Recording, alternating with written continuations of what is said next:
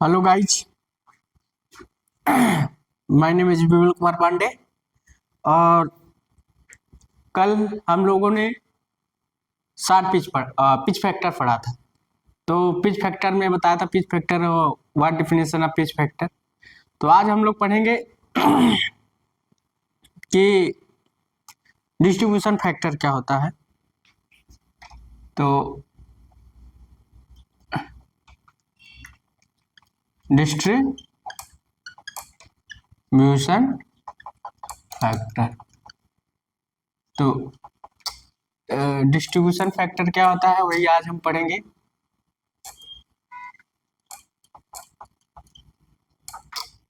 Distribution factor, देखो distribution factor क्या होता है कि डिस्ट्रीब्यूटेड वाइंडिंग में जो इंड्यूस्ड ईएमएफ का वेक्टर सम होता है और कंसंट्रेटेड वाइंडिंग में जो इंड्यूस्ड ईएमएफ का वेक्टर सम होता है, उसका जो distributed winding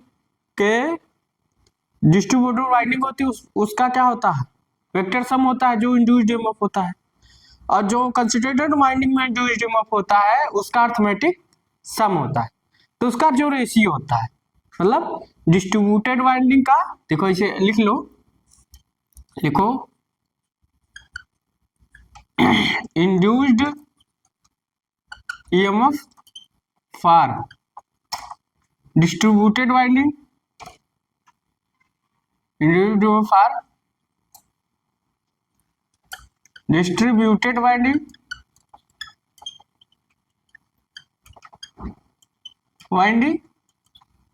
of vector some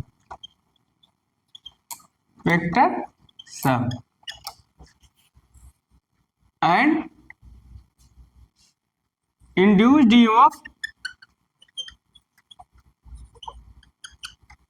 EMF for concentrated winding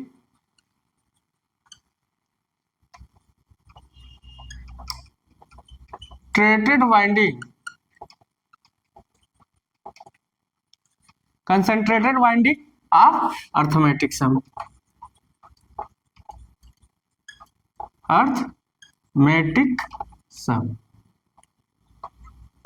तो डिस्ट्रीब्यूशन फैक्टर को हम केडी से डिनोट करते हैं। तो डिस्ट्रीब्यूशन फैक्टर क्या होता है, जो डिस्ट्रीब्यूटेड वाइंडिंग में इंड्यूस्ड ईएमएफ होगा उसका वेक्टर सम और जो कंसंट्रेटेड वाइंडिंग में ईएमएफ होगा उसका अर्थमेटिक सम। तो इसके रेशियो को हम लोग बोलते हैं डिस्ट्रीब्यूशन फैक्टर। ठीक, डिस्ट्रीब्यूशन फैक्टर। तो अब हम लोग डिस्ट्रीब्यूशन फैक्टर निकालते हैं। तो देखो इसका अर्थमेटिक सम निकालेंगे, वेक्टर सम निकालेंगे। ठीक, तो हम लोग सीधा फार्मूला लिखना चाहते हैं, बनाना चाहते हैं, बना डिस्ट्रीब्यूटेड वाइंडिंग। हमने बताया था कि कंसंट्रेटेड वाइंडिंग में जो स्लॉट्स पर पोल्स की संख्या होती है, जो पोलों की संख्या होती है स्लॉट्सों की संख्या की इक्वल होती है कंसंट्रेटेड वाइंडिंग में। हमने बताया था जब कंसंट्रेटेड वाइंडिंग हमने कराया था आर्मेचर में, आपको पता होगा कंसंट्रेटेड वाइंडिंग में हमने लैप वाइंडिंग कराया था। ठीक, विद डिस्ट्रीब्यूटेड वाइंडिंग में लैप वाइंडिंग। तो कंसंट्रेटेड वाइंडिंग जो लैप पोल्स की संख्या स्लॉट्सों की संख्या की इक्वल थी। ठीक, इसलिए इंड्यूस्ड मोर जनरेट हो रहा था। और डिस्ट्रीब्यूटेड वाइंडिंग क्या होता है, स्लॉट्सों की संख्या पोलों की संख्या की इक्वल नहीं होती। ठीक, इसलिए लो इंड्यूस्ड बहुत उत्पन्न होता था। तो हमने बताया था आप लोगों को। तो डिस्ट्रीब्यूटेड वाइंडिंग हमारे आजकल मशीनों में डिस्ट्रीब्यूटेड वाइंडिंग का प्रयोग ज्यादा हो रहा है। ठीक, तो यहाँ एंगल बनेगा beta beta beta then beta. और यहाँ एंगल जो बनेगा बीटा बनेगा और टोटल एंगल यहाँ से यहाँ एम बीटा। और ये डिस्टेंस जो बनेगा, ये डिस्ट्रीब्यूटेड वाइंडिंग है आर, यहां से जो एंगल बनेगा आर, यहां से जो एंगल बनेगा आर, यहां से जो एंगल बनेगा आर।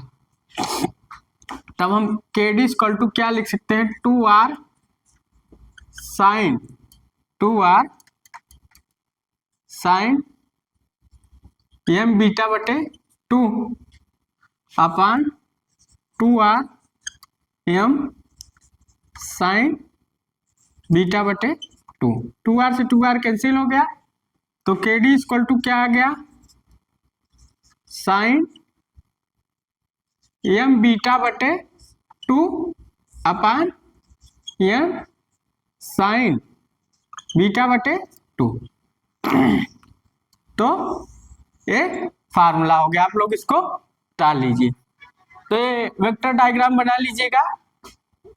तो डिस्ट्रीब्यूशन फैक्टर समझ गए क्या होता है कि जो डिस्ट्रीब्यूटेड वाइंडिंग में इंड्यूस्ड ईएमएफ होता है उसका वेक्टर सम, और कंसंट्रेटेड वाइंडिंग में जो इंड्यूस्ड ईएमएफ होता है उसका अर्थमेटिक सम का जो रेशियो होता है वही क्या होता है, डिस्ट्रीब्यूटेड फैक्टर होता है, डिस्ट्रीब्यूशन फैक्टर होता है।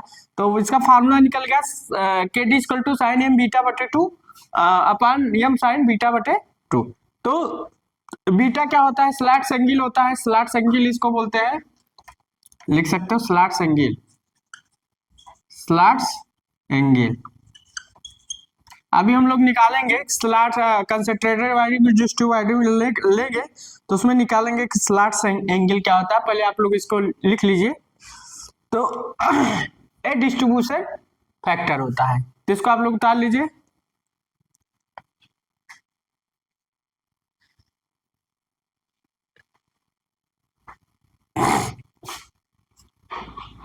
इसको केडी से डिनोट करते हैं। अभी इस पर हम एक दो न्यूमेरिकल लगवाएंगे कि पिच फैक्टर की वैल्यू निकालना, केडी की वैल्यू निकालना, जिससे आपको एकदम प्रॉपर वे में एकदम हो जाएगा कि कोई डाउट नहीं रहेगा कि यहाँ क्या क्या करना है। तो induced EMF for distributed winding of vector sum, induced EMF for concentrated winding of arithmetic sum. ठीक, तो ये डिस्ट्रीब्यूशन फैक्टर है। ऐसा नहीं लगेगा कि आप लोगों को कि मैं बहुत हाई लेवल से पढ़ा रहा हूँ, बहुत जीरो से उठाकर हाई लेवल तक चल रहा हूँ। आप लोग जीरो से पढ़ते पढ़ते हाई लेवल तक आपको फायदा जरूर मिलेगा। तो इसको आप लोग उतार लिए होंगे। अब आगे चलते हैं।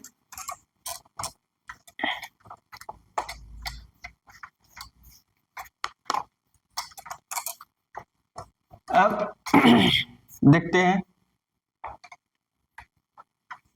कि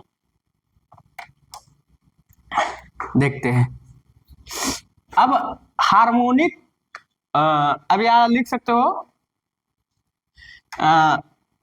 कंसंट्रेटेड वाइंडिंग में इंड्यूस्ड ईएमएफ लिख सकते हो, और यहाँ केडी इक्वल टू क्या लिख सकते हो, केडी इक्वल टू लिख सकते हो ईडी अपान ईसी।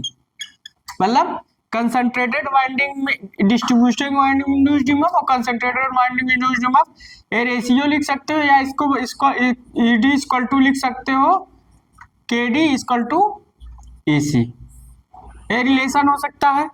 और कंसंट्रेटेड वाइंडिंग में इंड्यूस्ड ईएमएफ जो होगा लिखेंगे concentrated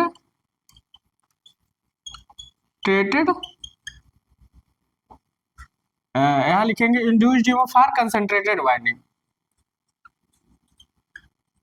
induced EMF for concentrated winding,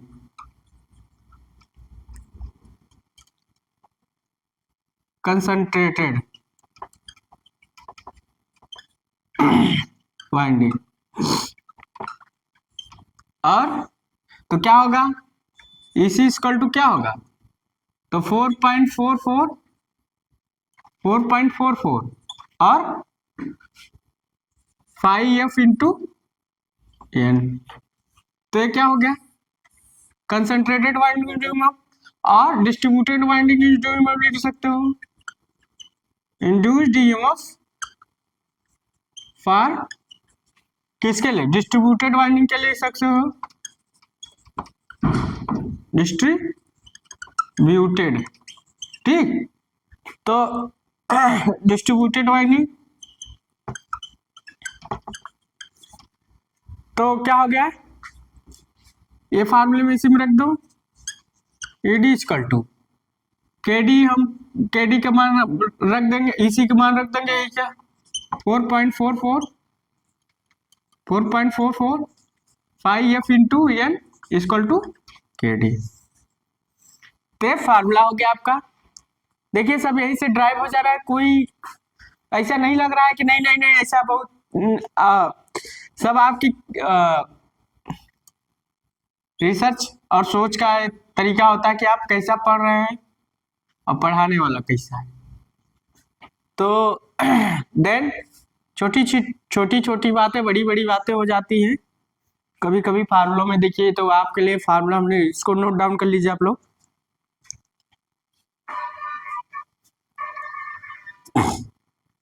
तो ये जो सारे हैं सब आपको समझ में आ रहे होंगे क्या है। हम लोगों ने पढ़ तो लिया है डिप्लोमा या बीटेक पढ़ लिया, इन सब बातों पे ध्यान नहीं दिया, तो ध्यान देना चाहिए। आप बीटेक कर रहे हैं, एमटेक कर रहे हैं, आईटीआई कर रहे हैं, चाहे डिप्लोमा कर रहे हैं, तो हम लोग बीटेक कर लिए, आईटीआई कर लिए, डिप्लोमा कर लिए, मगर इन बातों पर ध्यान नहीं दिया। तो ध्यान देना चाहिए हर चीज को, आप अच्छे से पढ़िए। छोटी छोटी बातों को वही बड़ी बड़ी बातें बन जाती, वही आपको सिलेक्शन दिलाता है 1 नंबर। तो हम लोग अच्छे से पढ़िए। तो इसको आप लोग नोट कर लिए होंगे। अब आगे चलते हैं। अब हम इसका निकालते हैं क्या। अब देखो एक एम की वैल्यू हमने यहाँ क्या है, एम की वैल्यू के डी, एम की वैल्यू क्या होगी, यहाँ लिखेंगे स्लॉट्स पर पोल, स्लॉट्स पर पोल पर फेज। कहीं कहीं किताबों में ऐसा लिखा मिल जाता है, आपका फार्मूला है एम की वैल्यू निकालिए, या इसको ऐसे भी लिख सकते हो, स्लॉट्स पर पोल इंटू फेज। ठीक, ऐसे भी निकाल सकते हो। तो एम की वैल्यू स्लॉट्स और बीटा की वैल्यू हम लोग निकाल सकते हैं। बीटा की वैल्यू 180 स्लॉट्स पर पोल, स्लॉट्स पर पोल, ये बीटा की वैल्यू निकाल रहे हैं। इसको भी आप लोग ब्रैकेट में करके लिख लीजिएगा। अगर स्लॉट्स एंगल निकालते हैं तो हमने एक तो बताया था एक तरीका और है, 180 माइनस देन थीटा एंगल, यह एंगल लिख सकते हो। जो आपको एंगल दिया होगा, जो स्लॉट्स होगा, मान लीजिए यहाँ से यहाँ तक तो फुल पिच था, अब फुल पिच था यहाँ से यहाँ तक, मान लीजिए आपने कुछ स्लॉट्स को छोटा कर दिया, तो यहाँ एंगल बना ना, तो ये एंगल तो निकाले कितना स्लॉट्स हुआ, कितना 60 पिच एंगल हुआ है, 60 पिच कितना एंगल हुआ है वही निकालेंगे, तो फार्मूला हो गया है। तो आप लोग इसको उतार लीजिए। तो एम की वैल्यू निकालने का फार्मूला दोनों फार्मूला है, कहीं कहीं आपको दोनों की जरूरत पड़ जाए, तो इसकी भी पड़ सकती है, इसकी भी, नहीं सब। तो आप लोग इसको उतार लीजिए। तो हर फार्मूले का हर जगह जरूरत है। तो बीटा की वैल्यू आपकी ये कैसे निकालेंगे जाएंगे, इसको बोलते हैं स्लॉट एंगल, स्लॉट एंगल, इसको बोलते हैं 60 पिच एंगल, 60 पिच एंगल। सबके लिए जाने रहे क्या किसको क्या बोलते हैं, इसको बोलते हैं स्लॉट एंगल, जो स्लॉट्स का एंगल होता है उसका बोलते हैं स्लॉट्स एंगल। ठीक, तो स्लॉट्स एंगल है, अरे 60 पिच एंगल है, दोनों में अलग अलग है, बीटा और अल्फा में थोड़ा ध्यान रखिएगा। ये 60 पिच एंगल है, तो और स्लॉट एंगल है। तो आप लोग इसको उतार लीजिए।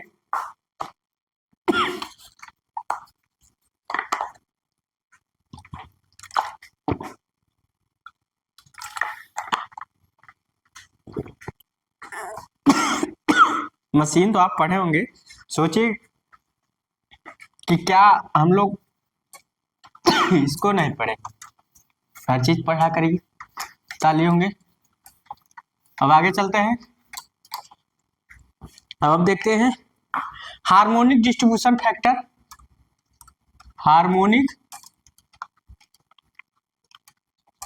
डिस्ट्रीब्यूशन फैक्टर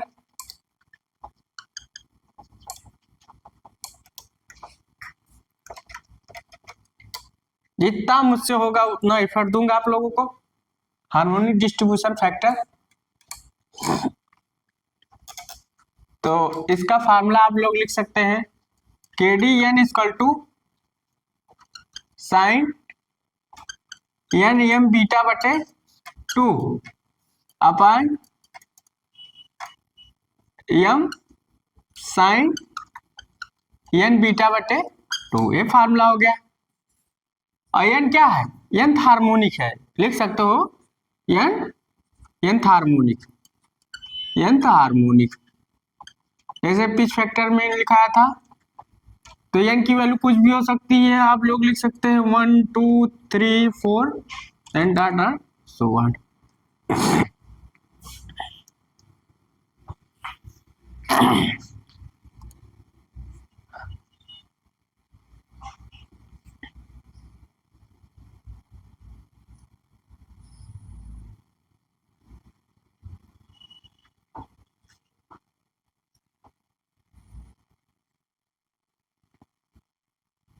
उतार उतार लीजिए इसको, उतार लिए होंगे।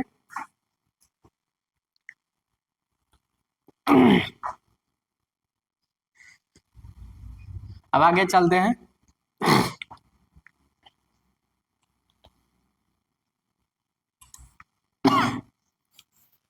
अब आगे चलते हैं। अब थोड़ा हम लोग जानते हैं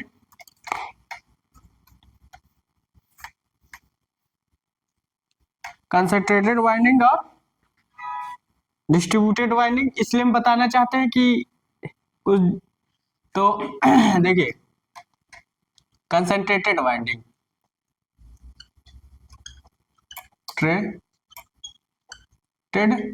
वाइंडिंग, कंसंट्रेटेड वाइंडिंग, देखिए हम क्या बताना चाहते हैं। मान लीजिए एग्जांपल लेके चलते हैं।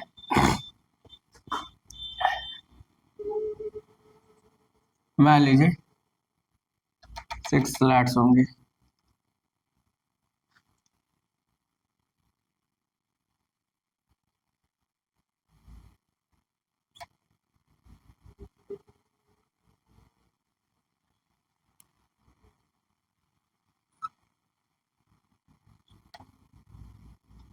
यहाँ सब स्लैट्स होंगे, यहाँ स्लैट्स।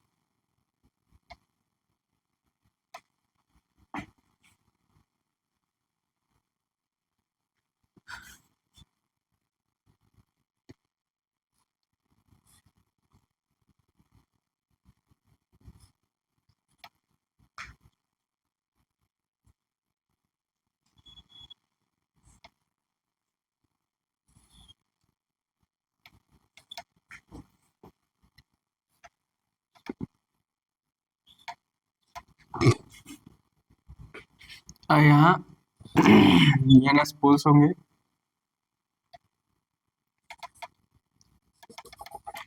ठीक, तो ये आपका कंसंट्रेट हुआ है।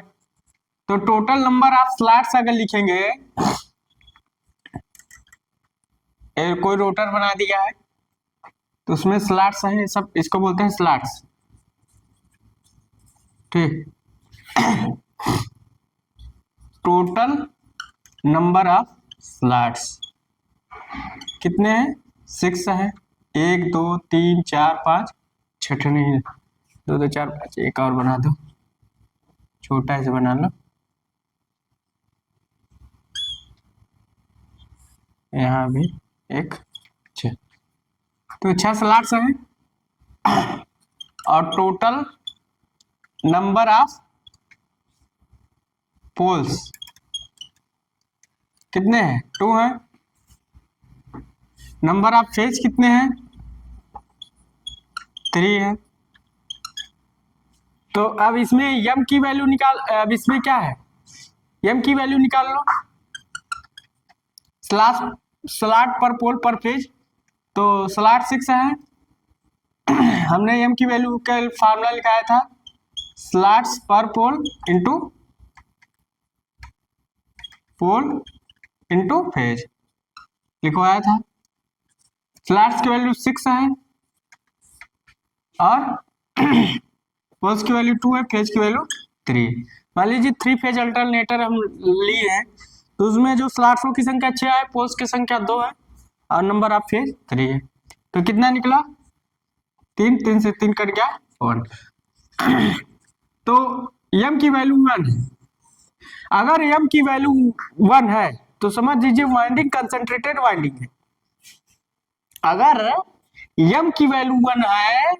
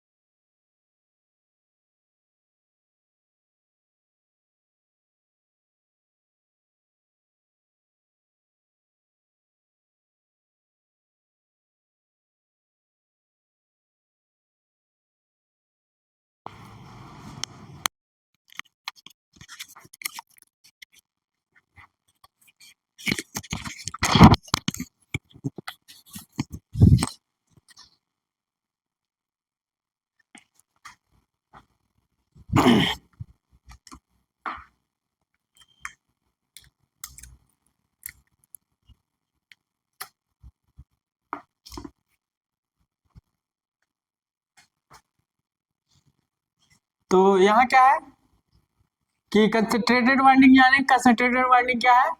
तो कंसंट्रेटेड वाइंडिंग, तो टोटल नंबर ऑफ स्लॉट्स 6 है, टोटल नंबर ऑफ पोल्स 2 है, नंबर ऑफ फेज 3 है।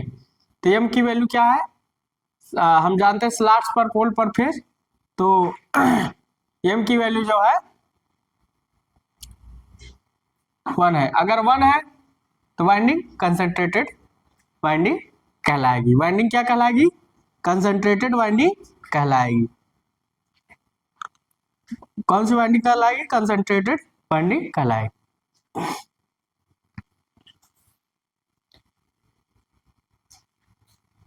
हम लोग आगे चलते हैं। अब इसमें हम लोग जानते हैं, आप लोग उतार लिए होंगे।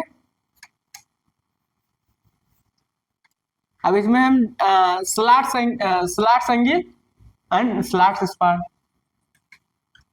Slot angle and slot span, slot span निकालेंगे। तो बीटा की वैल्यू निकालना है। तो बीटा इक्वल टू क्या होगा?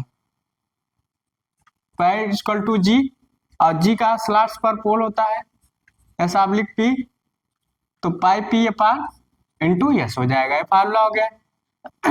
ये फार्मूला हो गया। पी 180 वैल्यू रख दो, पी का मान 2 है, स्लॉट्स मान 6 है, तो 3 देन 60। तो बीटा की वैल्यू कितना है? 60। तो बीटा की वैल्यू 60 आई, एम की वैल्यू 1। तो स्लॉट एंगल कितना बन रहा है? स्लॉट एंगल कितना है? यहां से यहाँ के बीच की दूरी देन 60 डिग्री। तो इसे हम 60 ना लिखो, बीटा लिख दो, तो बीटा बन रहा है। बीटा कितना बन रहा है? Then 60 degree. तो कंसंट्रेटेड वाइंडिंग में बीटा की वैल्यू कितनी है? 60। अब हम इसको उतार लीजिए। अब हम निकालेंगे phase spread on phase span. तो फेजों के बीच में, तो आपका मान लीजिए ए है, ए बी है और ए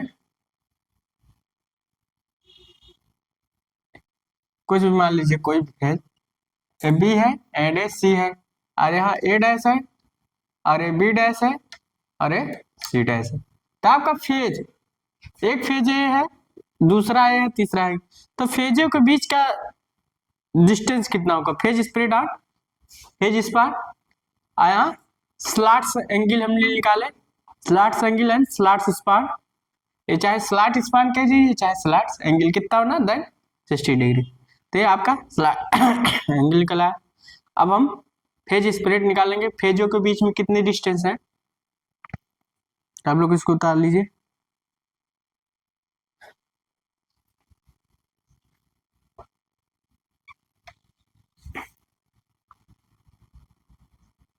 उतार लिए होंगे। अब आगे चलते हैं। फेजों के बीच का डिस्टेंस लिखेंगे phase spread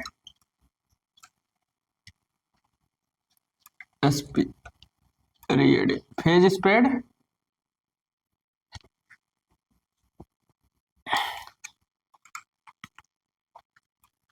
phase spread on phase span. Phase span, तो phase spread on phase span क्या है, मान लीजिए जाई इक्वल टू सीधा हम फार्मूला लिखेंगे M beta. M beta, M की वैल्यू 1 है, बीटा की वैल्यू 60 है। तो कितना गया 60। तो कितना फेज स्प्रेड निकला 60। तो कहां से कहां तक, यहां से यहां तक वैल्यू। तो ये आपका यहीं से ले और देन है। तो एक कितना बना देन जाई। तो फेज स्प्रेड कितना बना है 60। तो फेज स्प्रेड आपका 60 बना। तो जाई बीटा निकाल लिए, जाई भी निकाल लिए, बीटा भी निकाल लिए, ठीक। तो देन फेज स्प्रेड। आप लोग इसको उतार लीजिए।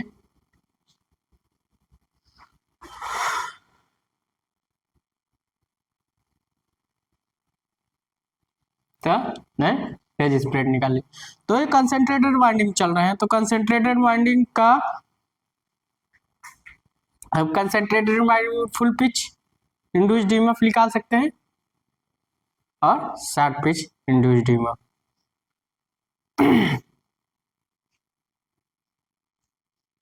आप लोग इसको उतार लिए होंगे।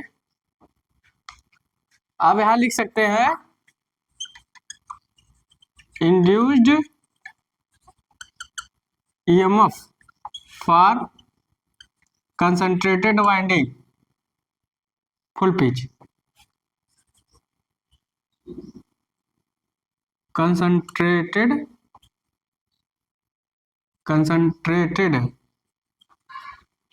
Winding full pitch. Full pitch निकालेंगे। तो फुल पिच निकालेंगे तो क्या होगा 4.445 इंटू एन। अब कंसंट्रेटेड वाइंडिंग 60 पीस निकालेंगे इंडिविजुअल। अब इसी को कंसंट्रेटेड वाइंडिंग अब इसी में 60 पीस अगर रख दें, चीज वही रहेगी। इसको उतार लीजिए। आप लोग ऊपर वाले उतार लिए होंगे।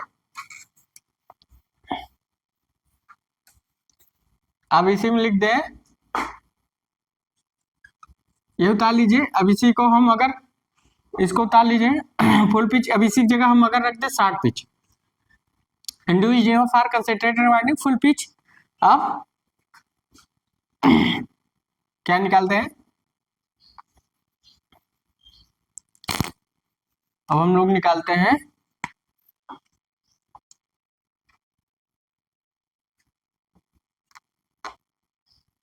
इसको उतार लीजिए पहले। अब यही हम रख देते हैं 60 पिच।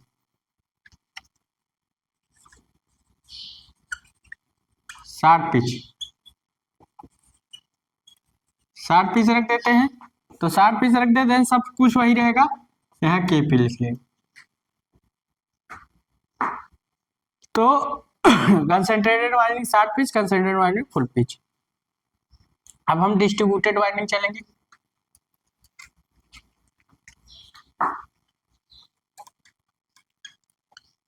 Distributed winding. तो डिस्ट्रीब्यूटेड वाइंडिंग अगर हम चलेंगे तो डिस्ट्रीब्यूटेड वाइंडिंग में माने ये नंबर आप 18 रखना पड़ेगा। इसको आप लोग उतार लिए होंगे।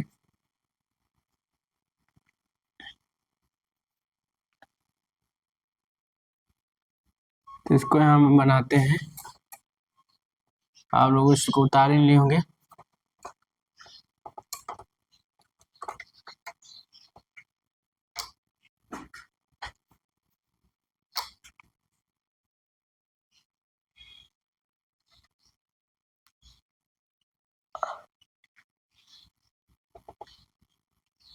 ठीक, अब यहाँ हम लोग 18 स्लॉट्स बनाएंगे। डिस्ट्रीब्यूटेड वाइंडिंग है।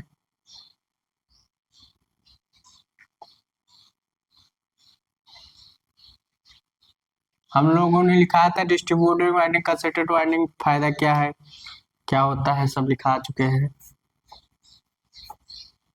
कि डिस्ट्रीब्यूटेड वाइंडिंग में रिड्यूस्ड हार्मोनिक होता है।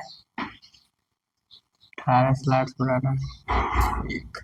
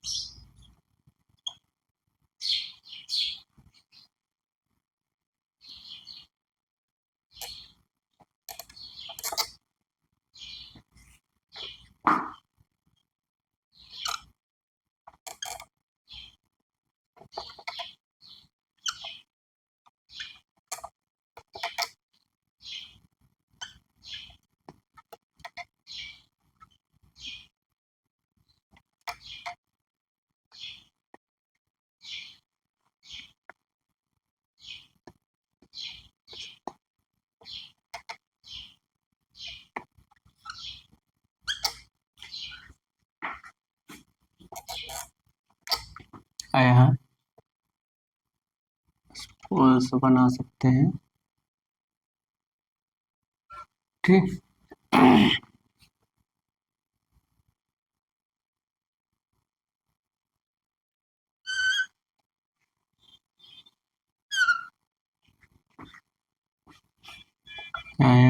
IS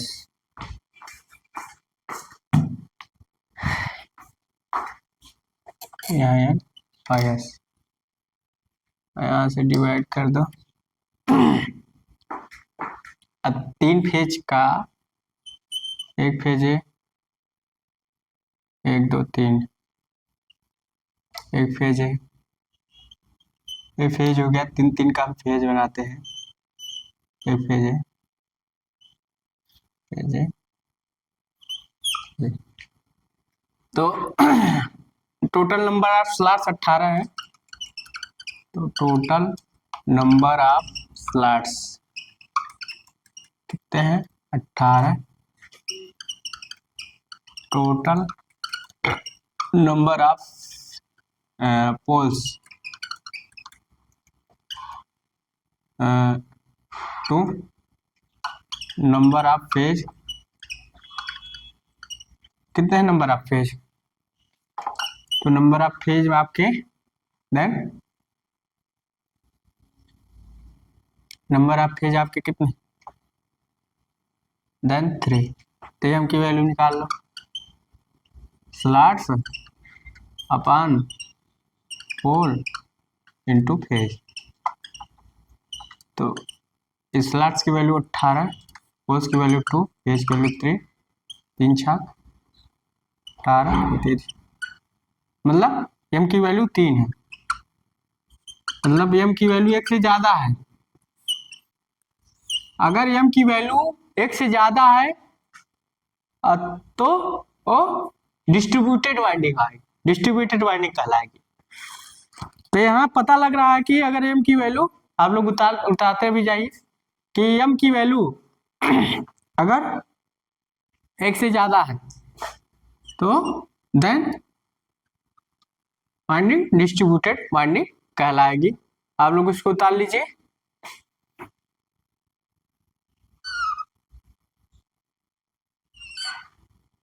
ठीक, तो अब इसका हम स्लॉट एंगल निकालेंगे, स्लॉट एंगल निकालेंगे, इसको उतार लीजिए आप लोग।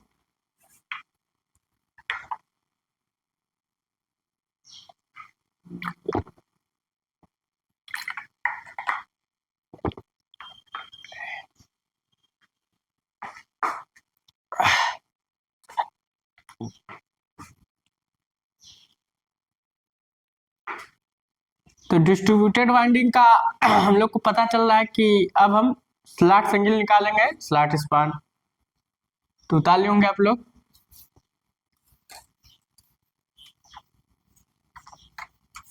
अगर एम की वैल्यू 1 से ज्यादा है तो डिस्ट्रीब्यूटेड वाइंडिंग है। आप निकालेंगे slot angle on slot span,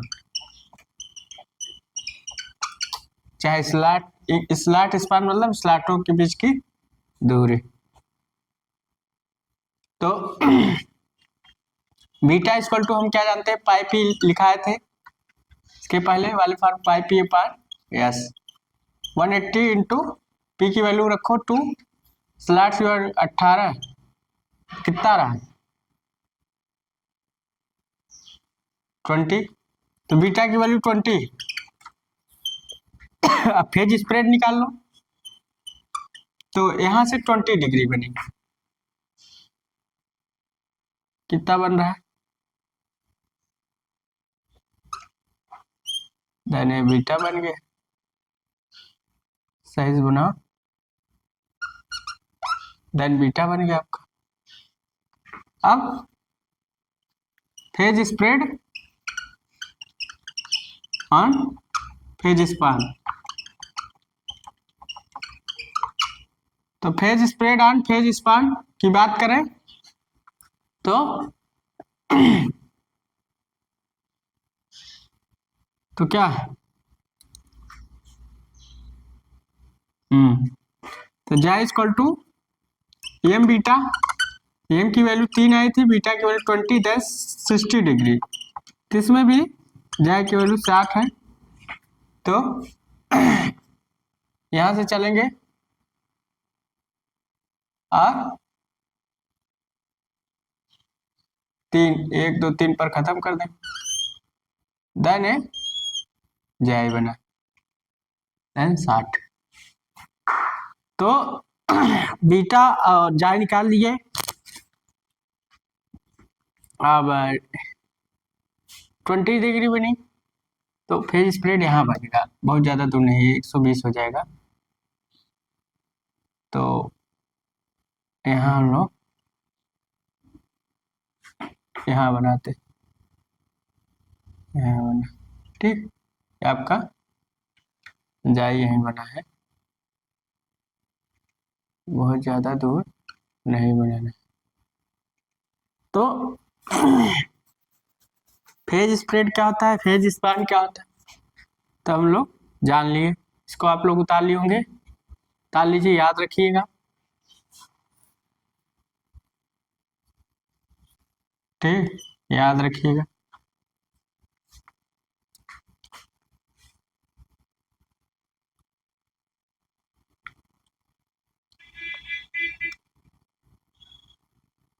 अब हम लोग आगे चलते हैं, ताली होंगे। अब इसी में निकालेंगे distributed winding, induced EMF, induced EMF,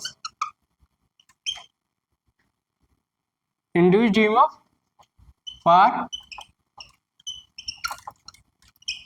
distributed winding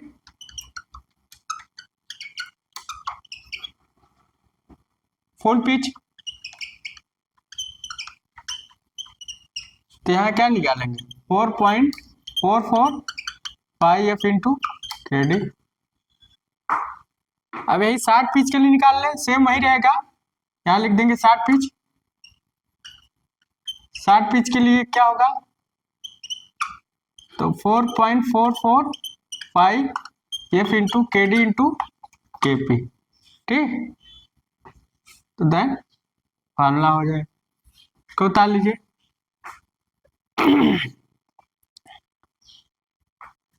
इसको उतार लीजिए।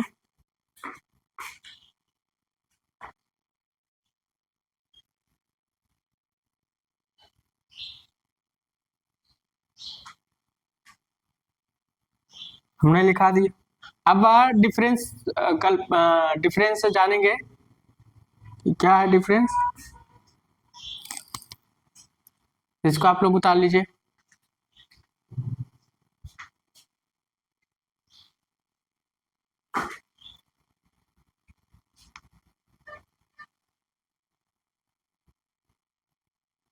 तो आज हम लोग जाने कि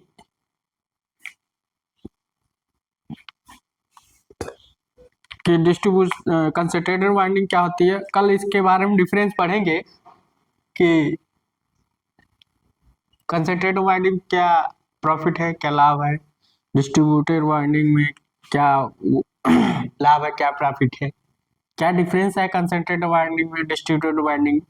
तो आपको अगर मेरी वीडियो अच्छी लग रही हो, पढ़ाने का तरीका मेरा अच्छा लग रहा है, तो एक बार लाइक एंड सब्सक्राइब जरूर कर दीजिएगा और ज़्यादा से ज़्यादा अपने दोस्तों को शेयर कीजिए, क्योंकि हेल्पफुल वीडियो है।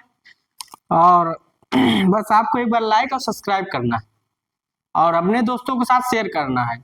आपको अच्छी से, आप जब हमारा वीडियो लाइक और सब्सक्राइब करेंगे तो मुझे भी मोटिवेशनल मिलेगा, मैं भी आपको वीडियो ऐसे अपडेट टू अपडेट डालता रहूँगा। आपको लग रहा होगा कि मैं जीरो से चल रहा हूँ, हाई लेवल से नहीं चल रहा हूँ, तो आप लोग एक बार अपने दोस्तों के साथ शेयर कीजिए। So thanks.